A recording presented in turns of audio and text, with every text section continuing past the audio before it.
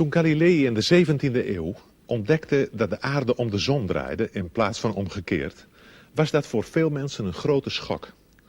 Zij hadden tot dan toe de overtuiging gehad dat de mens in het centrum van de kosmos stond en zij hadden daarop ook hun gehele levensovertuiging gebouwd en nu bleek dat ineens niet het geval te zijn.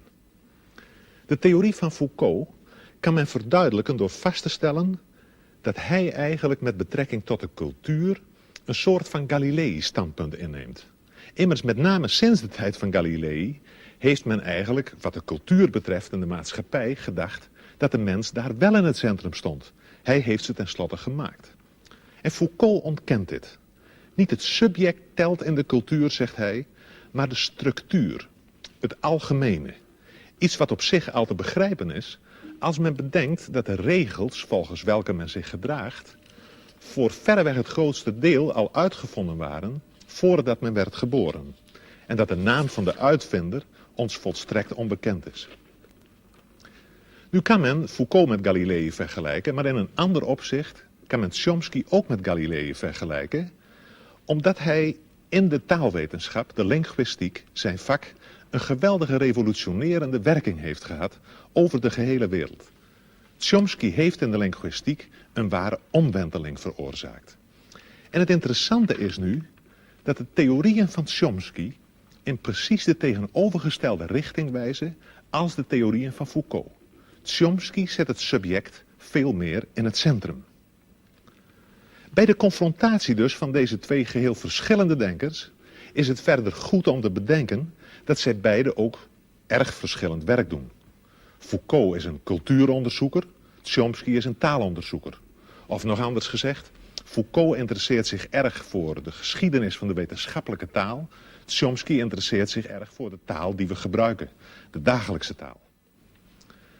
Het is op zich interessant, en misschien ook niet toevallig, dat het debat tussen deze twee pas echt fel en spannend wordt in de tweede helft als het gaat over de politiek.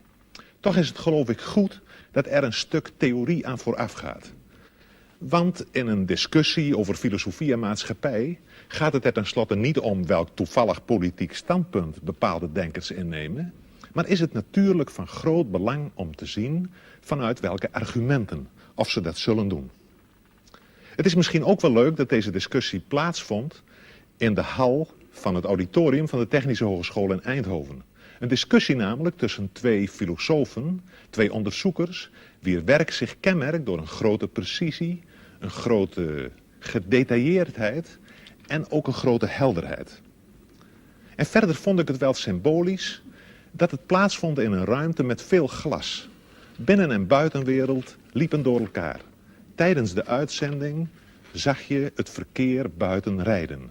Symbolisch inderdaad omdat de relatie tussen binnen- en buitenwereld voorop staat in het eerste stuk van het 4e filosofendebat over menselijke natuur en ideale maatschappij.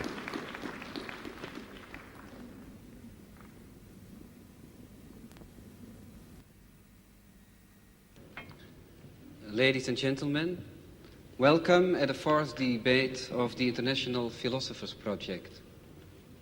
Tonight's debaters are Mr. Michel Foucault of the Collège de France and Mr. Noam Chomsky of the Massachusetts Institute of Technology. Both philosophers have points in common and points of difference. Perhaps the best way to compare both philosophers is to look at them as mountain diggers working at the opposite sides of the same mountains with different tools without knowing even if they are working in each other's direction. All learning concerning man, ranging from history to linguistics and psychology, are faced with the question whether in the last instance we are the product of all kinds of external factors, or if in spite of our differences we have something we could call a common human nature by which we can call each other human beings. So my first question is to Mr. Chomsky, because you, Mr. Chomsky, employ often the concept of human nature, and even in this connection you are using terms like innate ideas and innate structures. Which arguments can you derive from linguistics in order to give such a central position to this notion of human nature? Well, let me begin in a slightly technical way.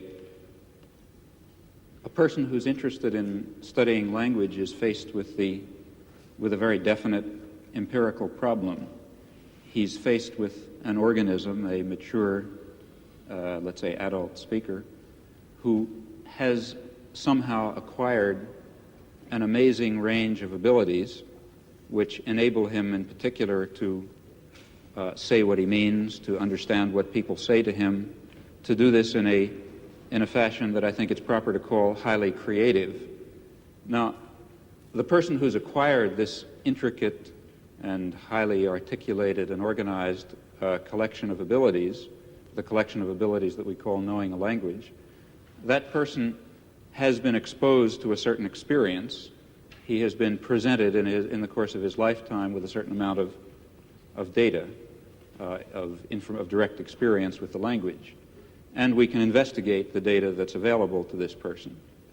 And having done so, in principle, we're faced with a very clear and a reasonably clear and well-delineated scientific problem, namely the problem of accounting for the gap between the really quite small quantity of data, small and rather degenerate quantity of data that's presented to the person, to the child, and the very highly articulated, highly systematic, profoundly organized, resulting knowledge that he somehow derives from this data.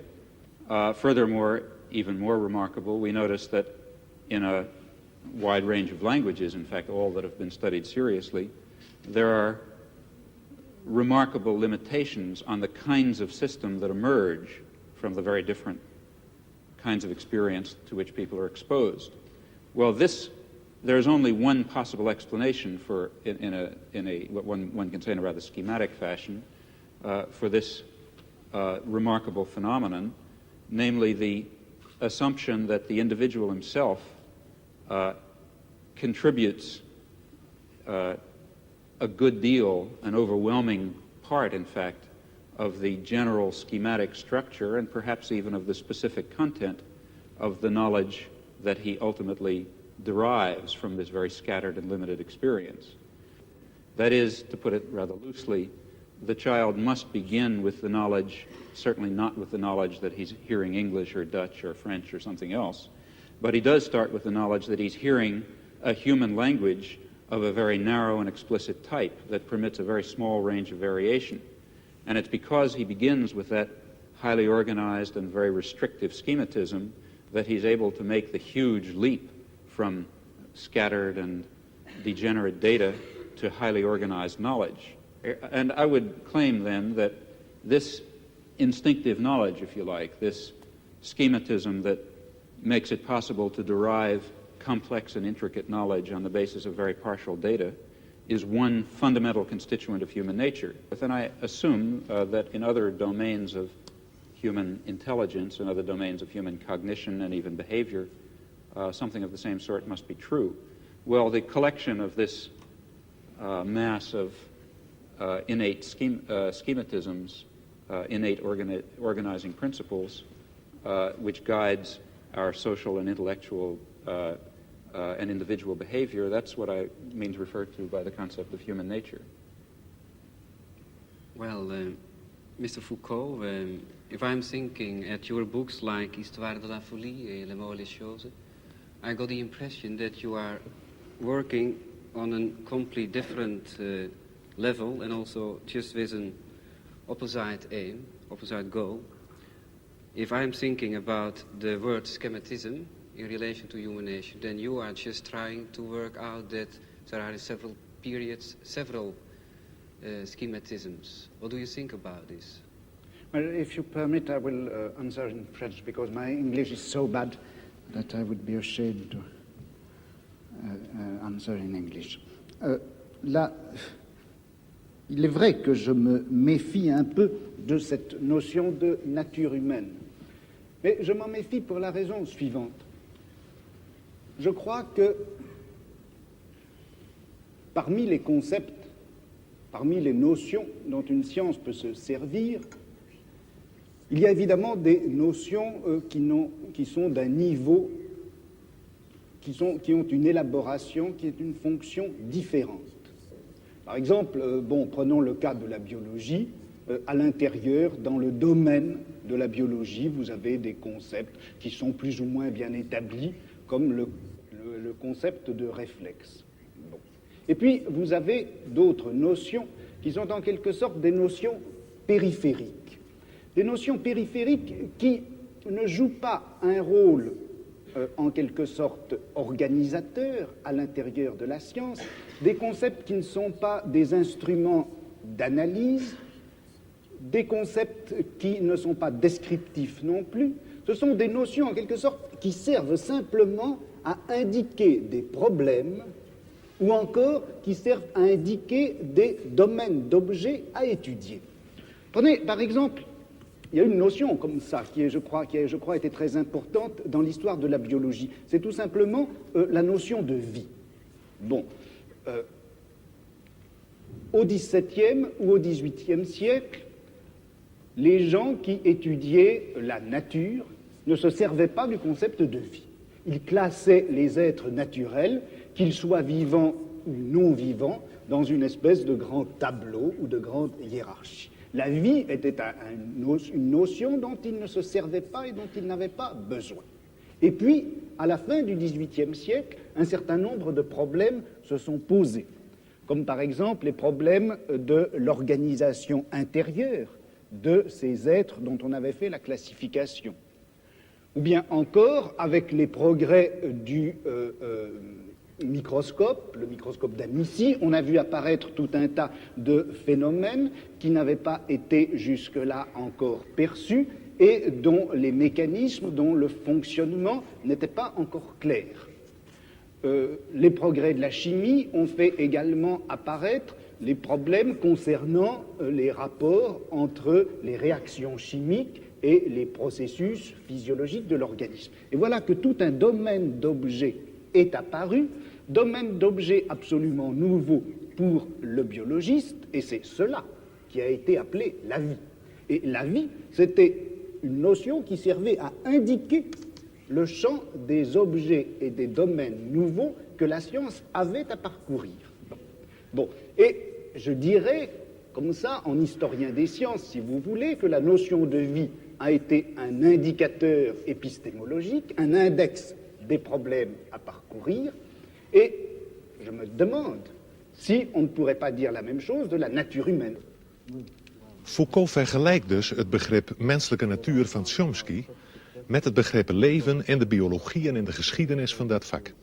En hij doet dat omdat hij dat begrip menselijke natuur eerder ziet als een aanwijzing voor een onderzoeksprogramma dan als een aanwijzing voor het feit dat de mens uit zichzelf zo verschrikkelijk veel klaar zou kunnen spelen. Voor hem is dat begrip menselijke natuur eigenlijk een soort van wetenschappelijk boodschappenlijstje en niet meer dan dat.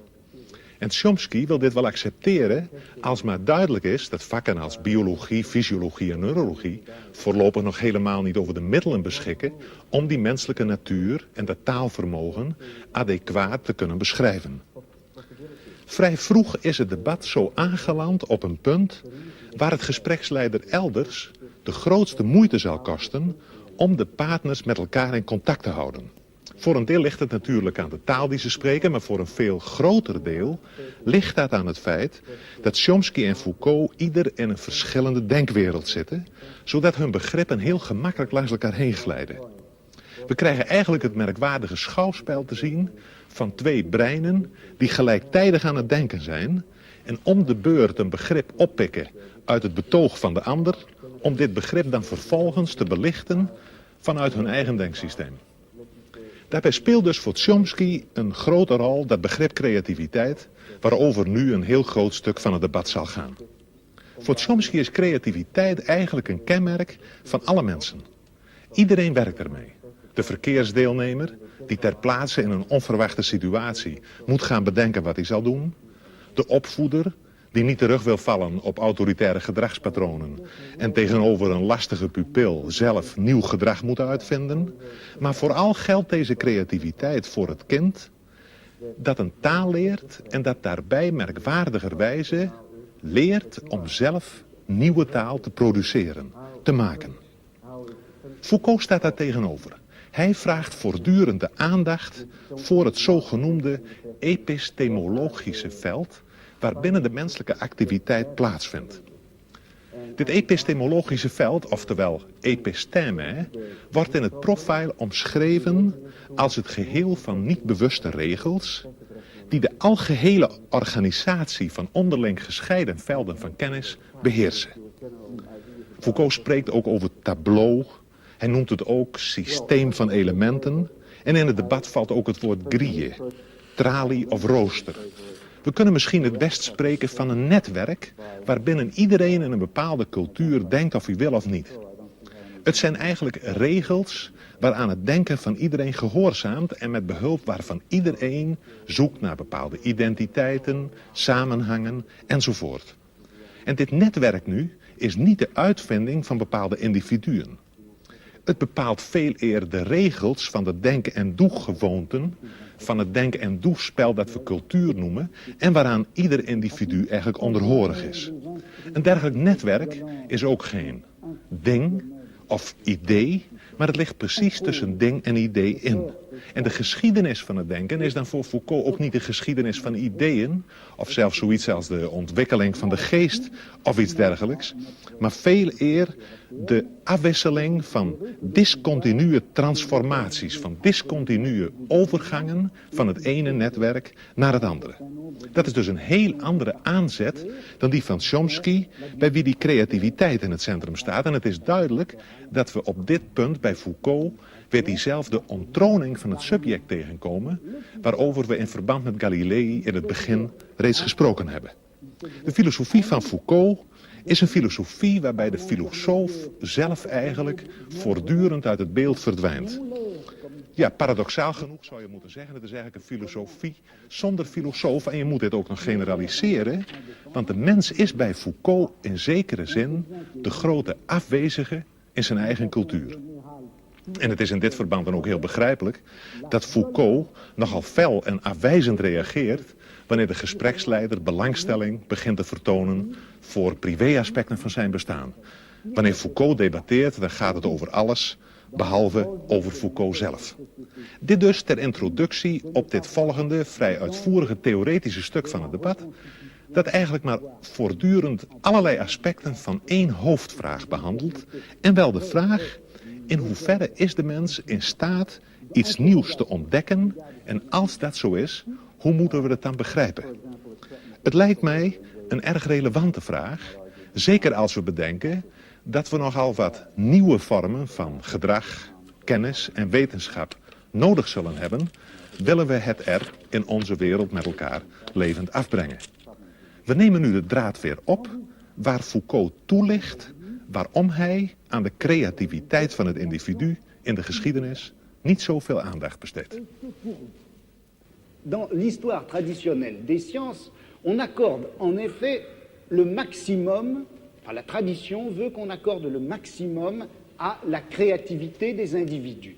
L'histoire des sciences, jusqu'à ces dernières années, consistait essentiellement à montrer en quoi un individu, que ce soit Newton ou que ce soit Mendel, peu importe, avait été effectivement le créateur ou le découvreur plutôt d'une vérité qui était là, inscrite dans les choses et dans le monde, et que personne avant eux n'aurait vu.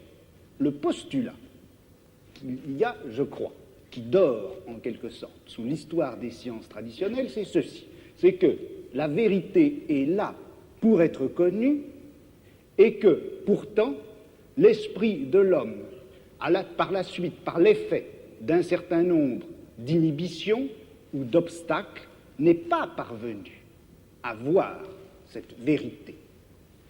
L'esprit de l'homme est fait pour voir la vérité et un obstacle contingent l'en empêche. Cet obstacle, ça peut être, eh bien, selon les historiens, les conditions économiques et sociales, ou ça peut être la forme des mentalités, ou ça peut être la crédulité les vieux thèmes et mythes religieux, par exemple, ou moraux, enfin tout ceci qui constitue comme les obstacles, les écailles sur les yeux de celui qui voudrait voir.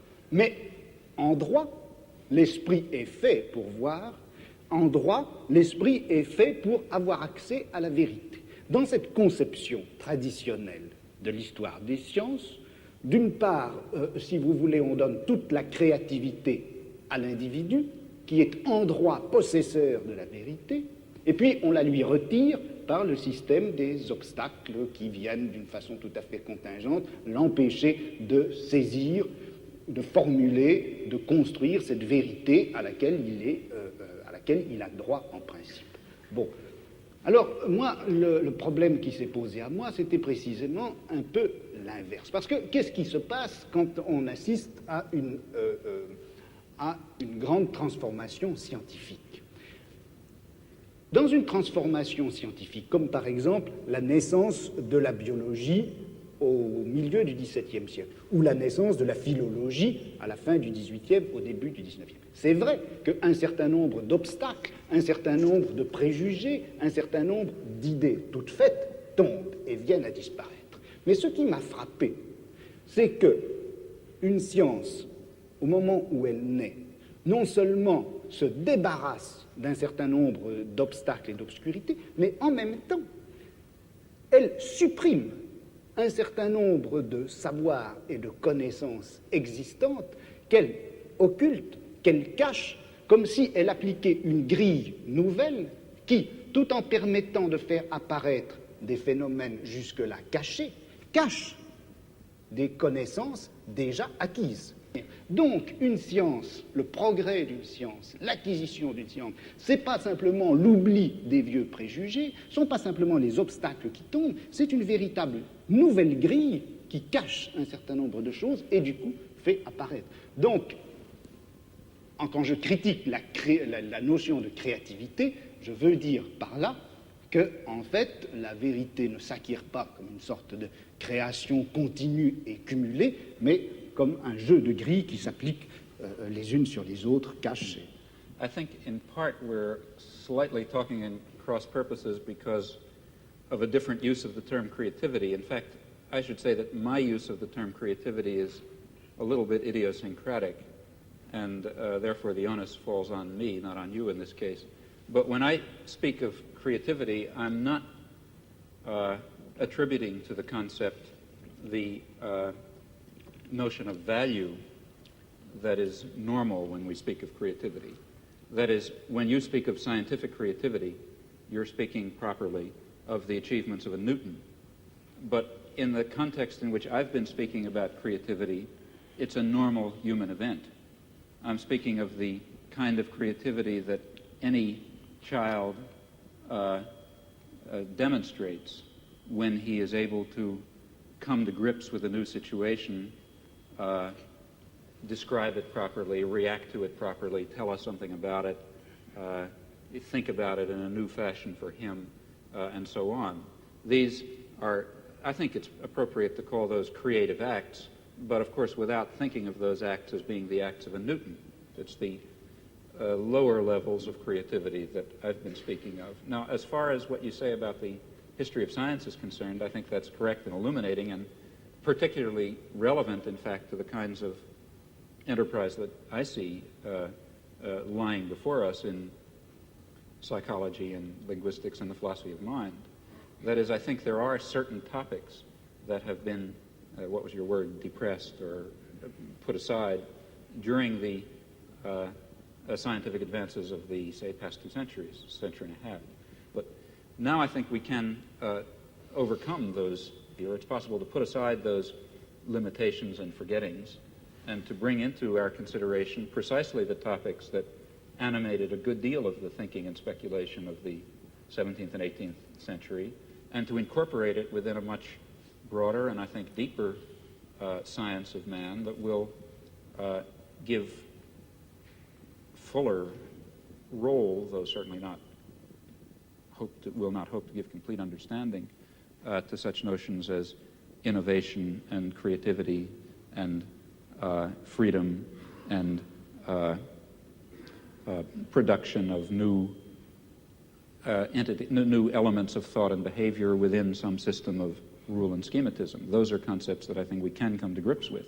Je crois qu'entre ce qu'a dit M. Chomsky à l'instant et puis ce que j'essaie de montrer, il y a en réalité beaucoup de ressemblances. C'est-à-dire qu'il n'y a en fait de création possible, d'innovation possible. On ne peut, dans l'ordre du langage ou dans l'ordre du savoir, produire quelque chose de nouveau qu'en mettant en jeu un certain nombre de règles qui vont définir l'acceptabilité ou la grammaticalité des énoncés, ou qui va définir, dans le cas du savoir, la scientificité des énoncés. Alors, disons en gros que les linguistes avant M. Chomsky ont surtout insisté sur les règles de construction des énoncés et moins sur l'innovation que représente tout énoncé nouveau ou l'audition d'un énoncé nouveau.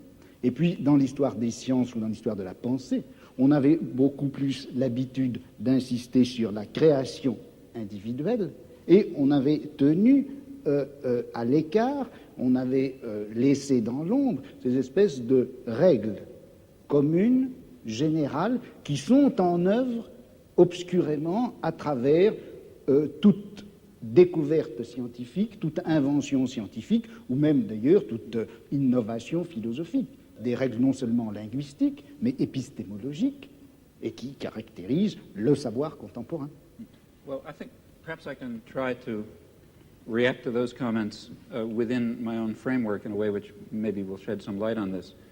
How is it that we're able to construct any kind of scientific theory at all? How is it that given a small amount of data, it's possible for various scientists, for various geniuses even over a long period of time, to arrive at some kind of a theory, at least in some cases, that is more or less profound and more or less empirically adequate? This is a remarkable fact. And in fact, if it were not the case that these scientists, including the geniuses, if they didn't have built into their minds somehow, obviously unconscious, specification of what is a possible scientific theory, then this inductive leap would certainly be quite impossible.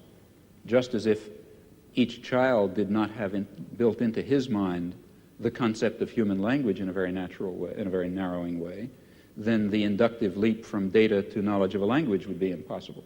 So even though the process of, let's say, deriving knowledge of physics from data is far more complex, far more difficult for us, for organisms such as us, far more drawn out in time, requires intervention of genius and so on and so forth, nevertheless, in a certain sense, the achievement of discovering physical science, or biology or whatever you like, is based on something rather similar to the achievement of the normal child in discovering the structure of his language.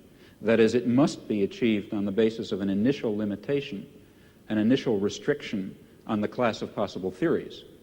And the fact that science converges and progresses, that itself shows us that such initial limitations and structures exist.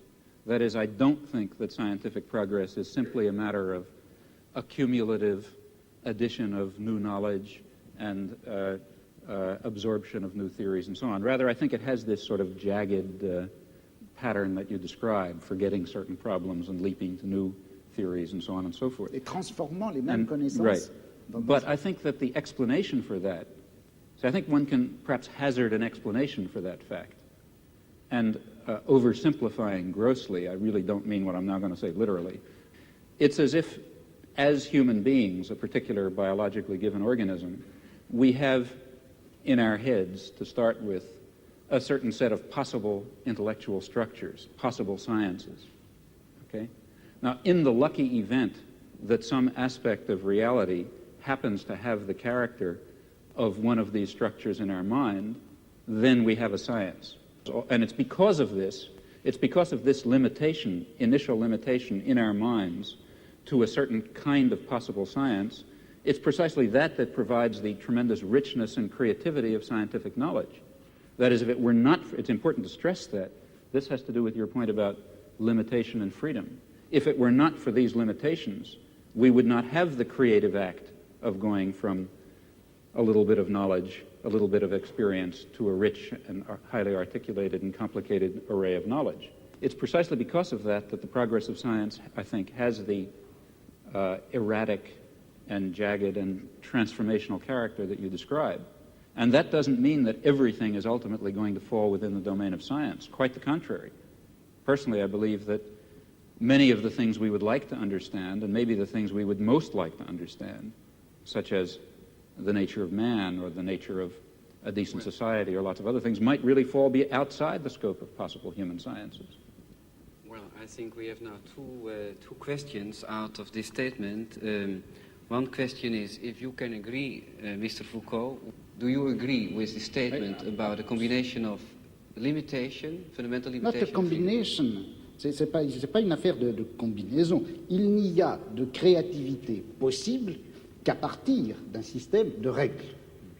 Ce n'est pas un mélange de régularité et de liberté. Une liberté ne s'exerce réellement que sur fond et à partir d'un réseau de régularité. Le problème, alors là, que je me pose, et où je ne suis pas peut-être tout à fait d'accord avec M. Chomsky, c'est lorsqu'il place ces régularités à l'intérieur, en quelque sorte, de l'esprit ou de la nature humaine. Je me demande si le système de régularité, de contraintes qui rendent possible une science, on ne peut pas les trouver ailleurs, en dehors même de l'esprit humain, dans des formes sociales, dans des rapports de production, dans des luttes de classe, etc. Mais quand même, qu'est-ce que la raison pour vous de parler de temps en temps de la mort de l'homme ou du fin de la période 19e, 20e siècle, n'est-ce pas? Mais ça n'a pas de rapport avec ce que nous disons, là. Ah, je ne sais pas, parce que je pense à... quand je traite d'appliquer, qu'est-ce que vous avez dit, à votre notion anthropologique.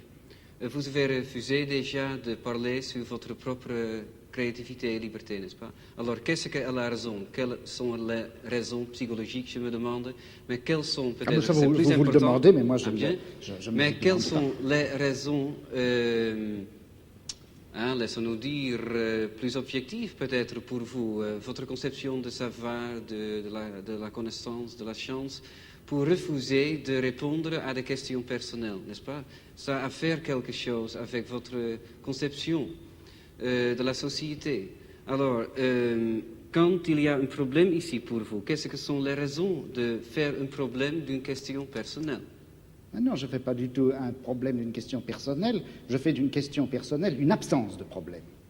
C'est-à-dire que dans toute l'histoire traditionnelle de la pensée, des idées et des sciences, on s'est toujours posé le problème de savoir à quel âge Newton avait dû être sevré pour concevoir la gravitation universelle. À quelle époque est-ce que Cuvier avait rencontré sa première maîtresse pour pouvoir finalement découvrir les fossiles, l'anatomie comparée, etc. Ce genre d'analyse, enfin que je caricature, ce genre d'analyse est, je crois, sans intérêt. Il est beaucoup plus intéressant de saisir les transformations d'un savoir en général à l'intérieur à la fois du domaine général des sciences et également de ce domaine en quelque sorte vertical que constitue une société, une culture, une civilisation à un moment donné. Et quand on saisit l'ensemble de la transformation, à ce moment-là, eh bien, on s'aperçoit que les petits événements individuels de la vie du savant n'est pas important. Opnieuw verdwijnt in deze laatste opmerking van Foucault het individuele leven van de geleerde onderzoeker uit het beeld.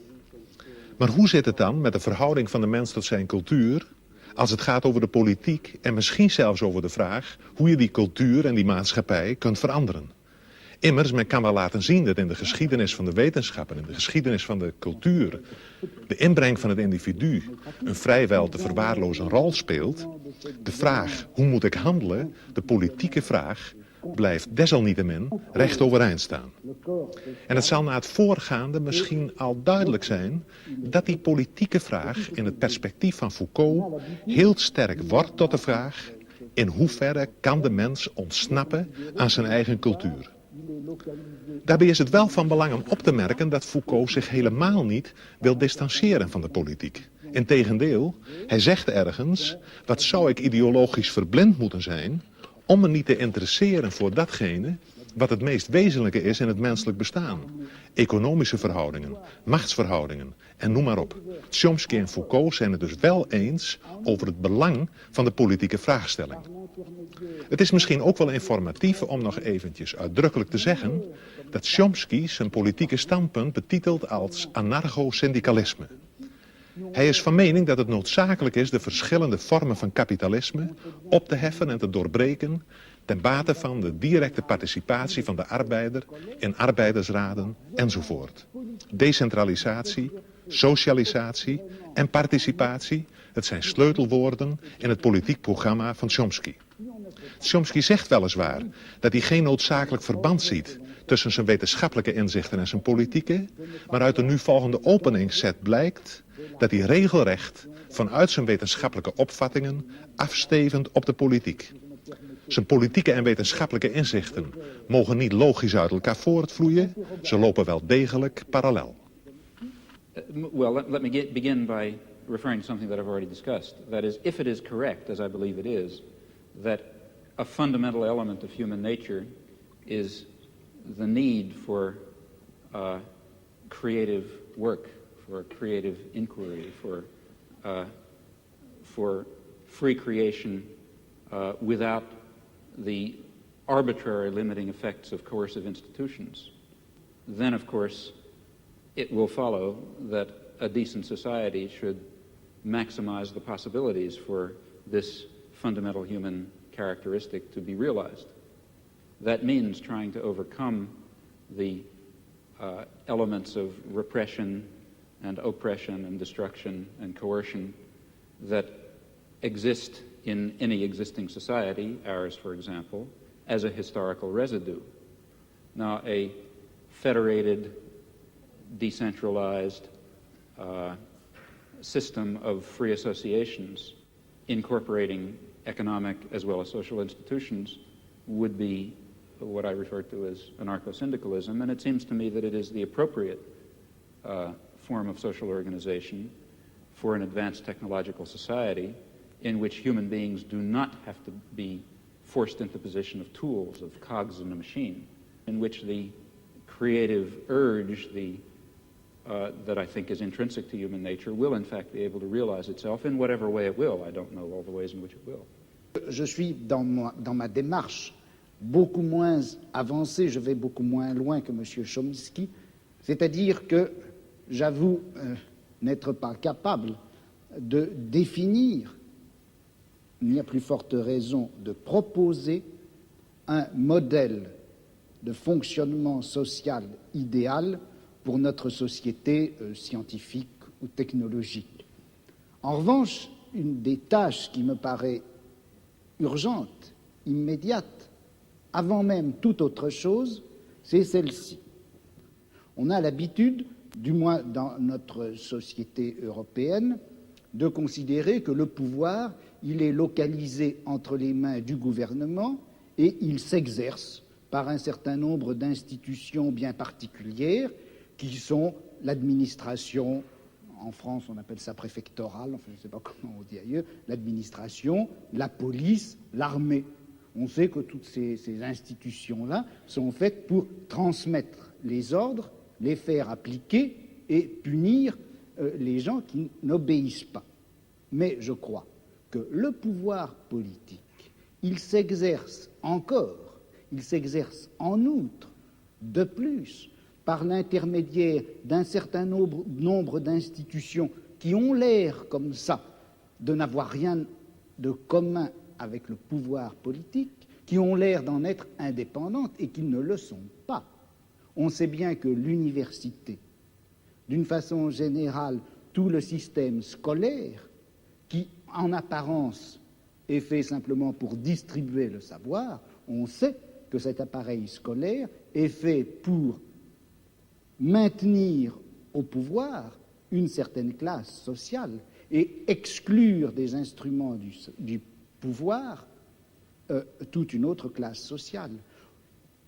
quelque chose comme la psychiatrie, qui en apparence aussi n'est destinée qu'au bien de l'humanité et à la connaissance des psychiatres, la psychiatrie est encore une certaine manière de faire peser un pouvoir politique sur un groupe social. La justice également. Bon, et il me semble que la tâche politique actuelle dans une société comme la nôtre, c'est de critiquer le jeu des institutions apparemment les plus neutres et les plus indépendantes, de les critiquer, de l'attaquer de telle manière que la violence politique qui s'exerçait obscurément en eux surgisse et pour qu'on puisse lutter contre elle.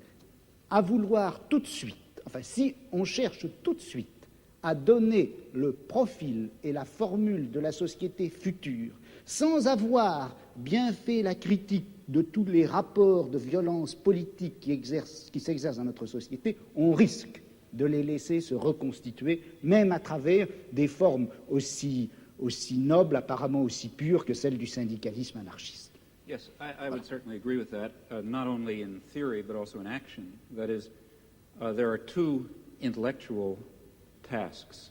One, and the one which I was discussing, to try to create the vision of a future just society. Another task is to understand very clearly the nature of power and oppression and terror and destruction in our own society. And that certainly includes the institutions you mentioned, as well as the central institutions of any industrial society, namely the economic, commercial, and financial institutions, in particular, in the coming period, the great multinational corporations, which are not very far from us physically tonight. Those are the basic institutions of oppression and coercion and autocratic rule that appear to be neutral. After all, they say, well, we're subject to the democracy of the marketplace. Still, I think it would be a great shame to lose or to put aside entirely the somewhat more abstract and philosophical, if you like, task of trying to draw the connections between a concept of human nature that gives full scope to freedom and dignity and creativity and other fundamental human characteristics, and relates that to some notion of social structure in which those properties could be realized, in which meaningful human life could take place. And in fact, if we are thinking of social transformation or social revolution, though it would be absurd, of course, to try to draw out in detail the point that we're hoping to reach, still we should know something about where we think we're going. And such a theory may tell it to us. Oui, mais alors là, est-ce qu'il n'y a pas un danger? Si on dit qu'il existe une certaine nature humaine, que cette nature humaine n'a pas reçu dans la société actuelle les droits et les possibilités qui lui permettraient de se réaliser. C'est bien ce que vous avez dit, je crois.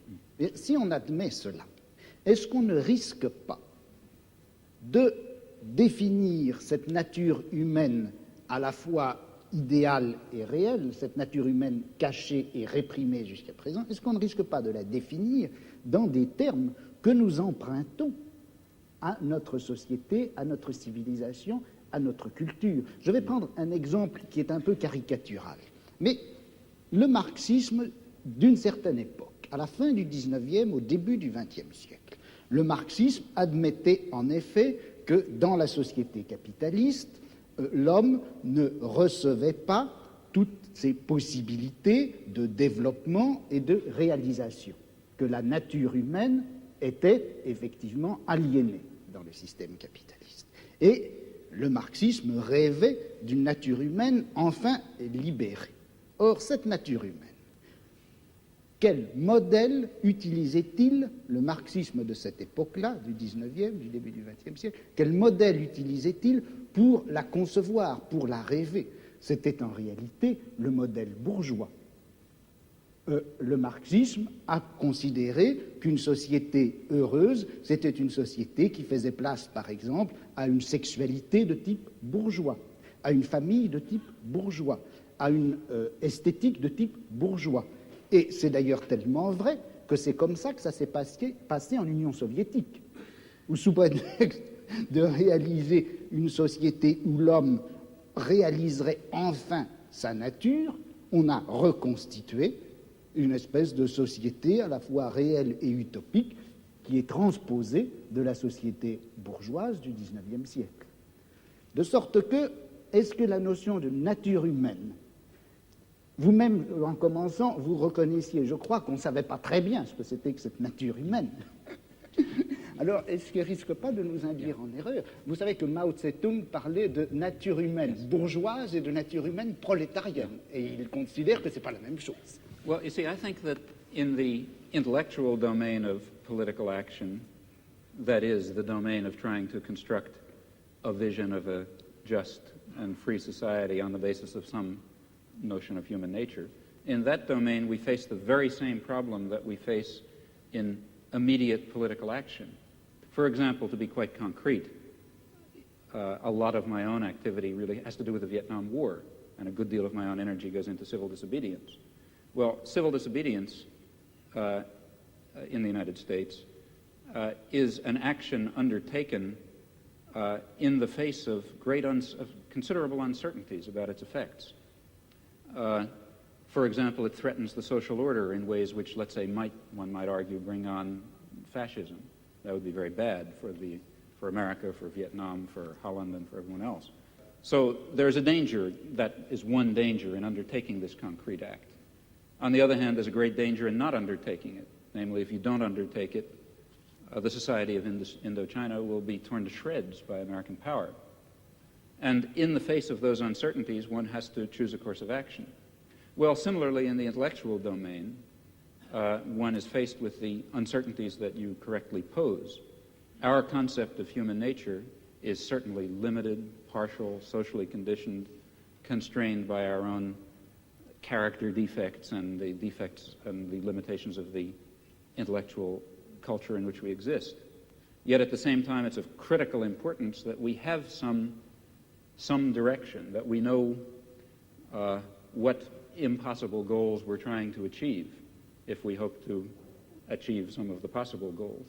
And that means that we have to be bold enough to speculate and create social theories on the basis of partial knowledge while remaining very open to the strong possibility, in fact overwhelming probability, that at least in some respects we're very far off the mark.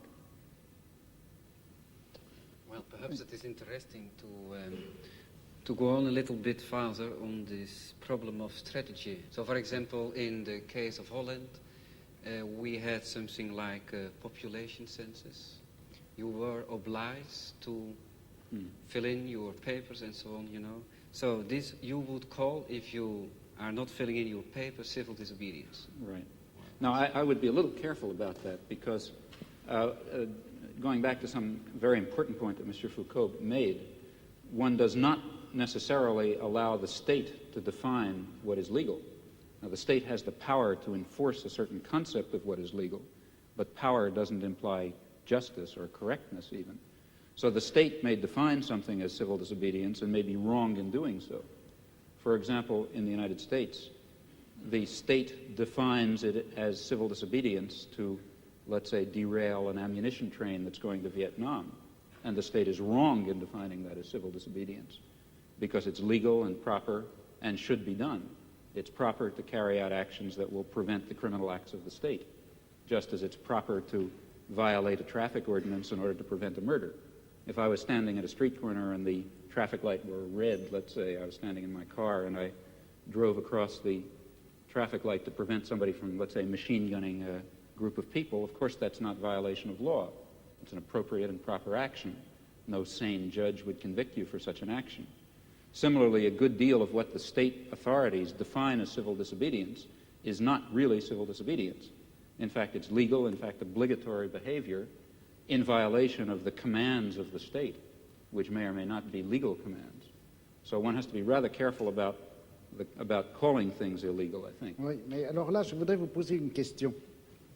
Quand aux États-Unis, lorsque vous faites une action franchement illégale, which I regard as illegal, not just the state. No, when the state's an action state that regards the as illegal. state considers as illegal. Yeah.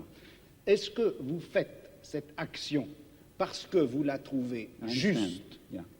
en vertu d'une justice idéale, ou bien est-ce que vous la faites parce que Yeah. la guerre de classe Yes. la rend utile et nécessaire? Well, Est-ce que vous vous référez à une justice idéale? Voilà again, le problème. very often when I do something which the state regards as illegal, I regard it as legal.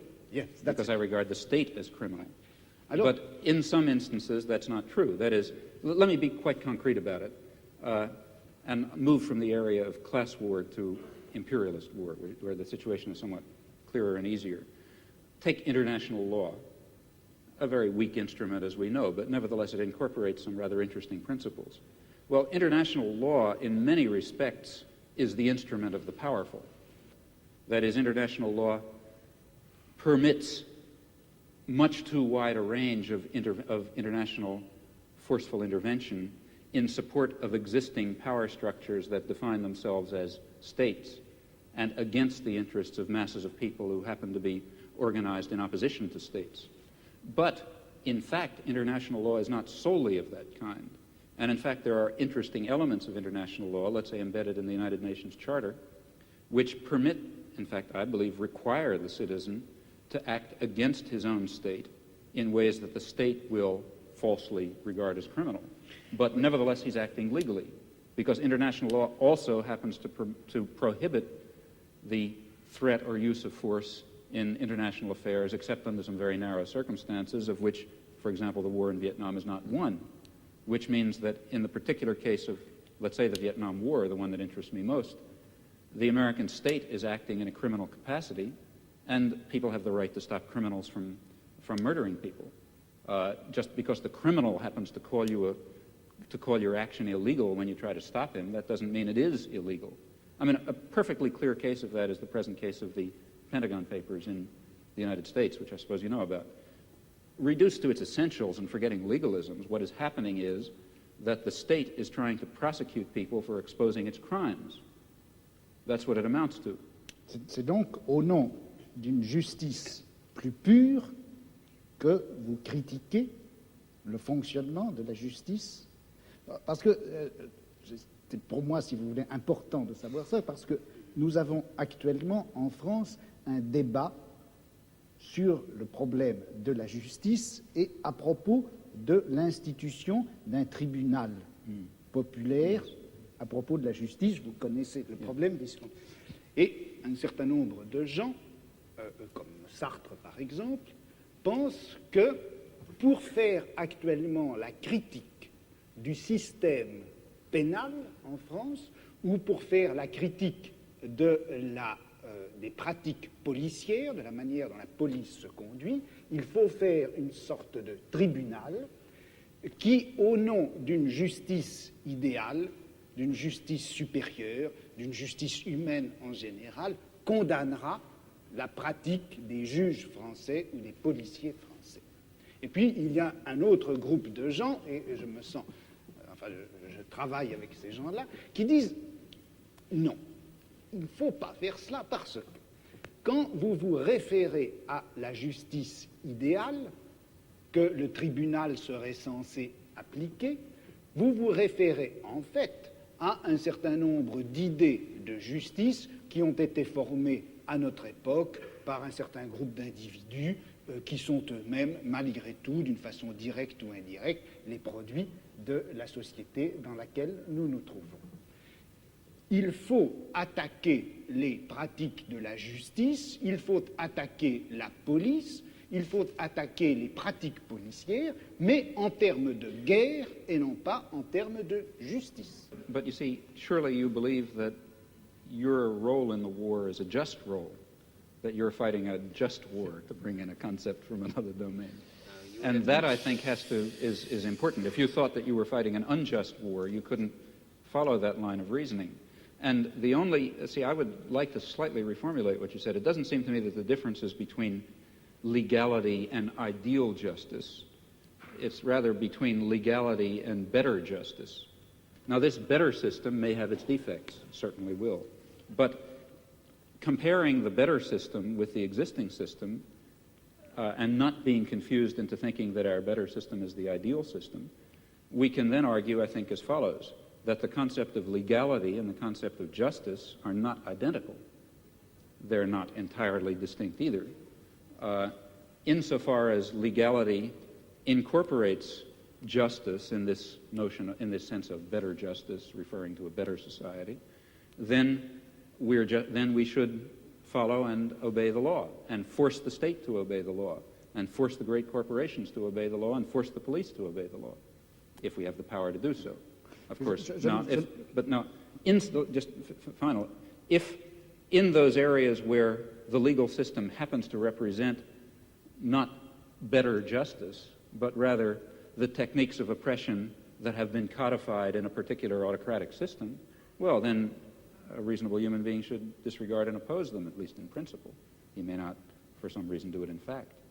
Alors, je voulais simplement répondre à votre toute première phrase, quand vous avez dit « Mais la guerre que vous faites contre la police, si vous ne considériez pas qu'elle est juste, vous ne la feriez pas. » Alors, je vous répondrai un peu en termes de Spinoza. Je vous dirai « Le prolétariat ne fait pas la guerre à la classe dirigeante parce qu'il considère que cette guerre est juste.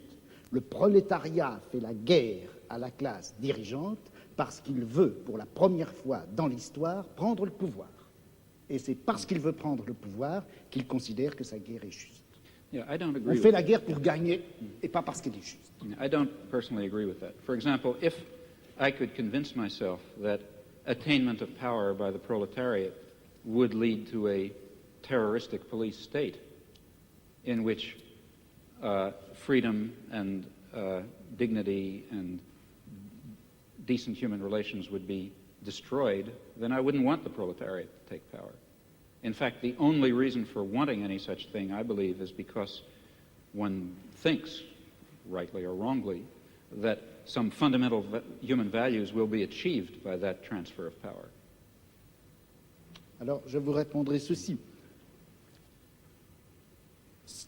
Quand le prolétariat prendra le pouvoir, il se peut bien que le prolétariat exerce à l'égard des classes dont il vient de triompher, il exerce un pouvoir violent, dictatorial et même sanglant. Je ne vois pas quelle objection on peut faire à cela. Maintenant, vous me direz, et si le prolétariat exerce ce pouvoir sanglant, tyrannique et injuste à l'égard de lui-même, le prolétariat? Alors je vous répondrai, ça ne peut se produire que si le prolétariat n'a pas réellement pris le pouvoir, mais c'est qu'une classe extérieure au prolétariat, ou un groupe de gens intérieurs au prolétariat, une bureaucratie ou les restes de la petite bourgeoisie, etc., s'est emparé du pouvoir. Well, I'm not at all satisfied with that theory of revolution for a lot of reasons, historical and other. But even if one were to accept it for the sake of argument, still that theory is maintaining that it is proper for the proletariat to take power and exercise it in a violent and bloody and unjust fashion because it is claimed, in my opinion falsely, that will lead to a more just society in which the state will wither away, in which the proletariat will be a universal class, and so on and so forth. If it weren't for that further justification, the concept of a dictatorship of the proletariat, violent and bloody, would certainly be unjust. At least I, for example, am not a committed pacifist. That is, I would not hold that it is under all imaginable circumstances wrong to use violence, even though use of violence is in some sense unjust. I believe that one has to estimate relative injustices. But the use of violence and the creation of some degree of injustice can only itself be justified on the basis of the claim and the assessment, which always ought to be undertaken very, very seriously and with a good deal of skepticism, that this violence is being exercised because a more just result is going to be achieved. If it does not have that grounding, it really is totally immoral, in my opinion. Je ne pense pas que l'idéal de la guerre de classe, enfin le but que se propose le prolétariat en menant la guerre de classe, je ne crois pas qu'on puisse dire, enfin qu'il soit suffisant de dire que c'est une plus grande justice. Ce que le prolétariat veut faire en chassant la classe actuellement au pouvoir et en prenant pour lui le pouvoir, c'est la suppression précisément d'un pouvoir de classe en général. Okay. Car le But that's the prolétariat... further justification. Hein? That is the further justification. Ça c'est If la the- justification, Oh, mais yeah, but pas wait. en termes de justice, en Oh, but termes it de is in pouvoir. terms of justice. It's because the end that will be achieved, it is claimed, is a just end. If no, Leninist or whatever you like would dare to say we have a right to take power, let's say we, the proletariat, and then throw everyone else into crematoria, let's say. I mean, if that were the consequence of the proletariat taking power, of course it would not be appropriate. The idea is, and as for reasons I mentioned, I'm skeptical about it, that a period of violent dictatorship, of perhaps violent and bloody dictatorship, is justified because that will mean the submergence and termination of class oppression, a proper end to achieve in human life. Mais il me semble que de toute façon, la notion même de justice fonctionne à l'intérieur de la société de classe comme revendication du côté de la classe opprimée et comme justification du côté de la classe oppressive. I don't agree with that. Et dans une société sans classe, je ne suis pas sûr qu'on ait encore à utiliser cette notion de justice. Yeah. Well, here I really disagree. I think that there is a sort of an absolute basis. If you press me too hard, I'll be in trouble because I can't sketch it out. But some sort of an absolute basis ultimately residing in fundamental human qualities in terms of which a real notion of justice is grounded. And I think that our existing systems of justice I think it's too hasty to characterize our existing systems of justice as merely systems of class oppression. I don't think that they are that. I think that they embody systems of class oppression, and they embody elements of other kinds of oppression. But they also embody a kind of a groping towards the true humanly valuable concept of justice and decency and love and kindness and sympathy and so on, which I think are real. Bon, est-ce que j'ai du temps pour répondre? Oui, Combien? Parce que 2 minutes. ben, moi, je dirais que c'est injuste. Absolutely unjust. Non, mais bon, je ne veux pas répondre en si peu de temps. Je dirais simplement ceci. Je ne peux pas m'empêcher, contrairement à ce que vous pensez, je ne peux pas m'empêcher de croire que cette notion de nature humaine, cette notion de bonté, de justice, d'essence humaine, de réalisation de l'essence humaine, tout ça, ce sont des notions et des concepts qui ont été formés à l'intérieur de notre civilisation, dans notre type de savoir, dans notre forme de philosophie, et que par conséquent, ça fait partie même de notre système de classe, et qu'on ne peut pas, aussi regrettable que ce soit, on ne peut pas faire valoir ces notions pour décrire ou justifier un combat qui doit en principe bouleverser les fondements mêmes de notre société. Il y a là une extrapolation dont je n'arrive pas à trouver la justification historique. Well, I think we can start immediately the discussion. And Mr. Chomsky, I would ask you one question. In your discussion, you had the vocabulary proletariat. We as proletarian. It's the irony of history that at the moment young intellectuals coming from middle class and upper class call themselves proletarians and say we must join the proletarians. But I don't see any class conscious proletarians. That's a great dilemma.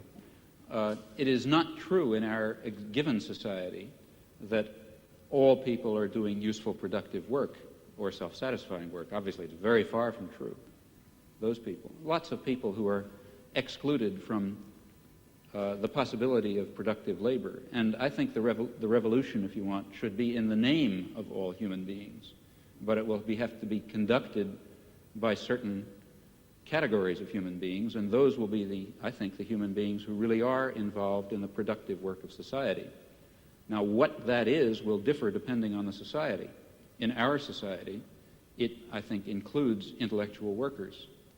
So I think that the student revolutionaries, if you like, have a point, a partial point.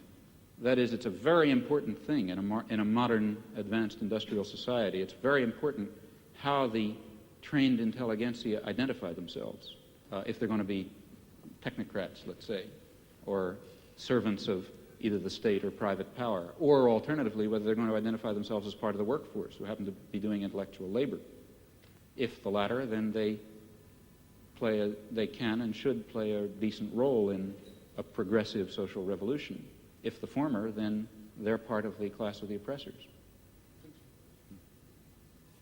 I have an additional, one small additional question or more remark to you. That is that you, with your very courageous attitude towards the war in Vietnam, how can you survive in an institution like MIT, which is known here as one of the great war contractors and intellectual makers of this war? There are two aspects to that. One is the question how MIT tolerates me, and the other question is how I tolerate MIT. Well, as to how MIT tolerates me, here again I think one shouldn't be overly schematic. It's true that MIT is a major institution of war research, but it's also true that it embodies very important libertarian values, which are, I think, quite deeply embedded in American society, fortunately for the world. They're not deeply embedded enough to save the Vietnamese, but they're deeply enough embedded to prevent far worse disasters. And here I think one has to be a bit qualified.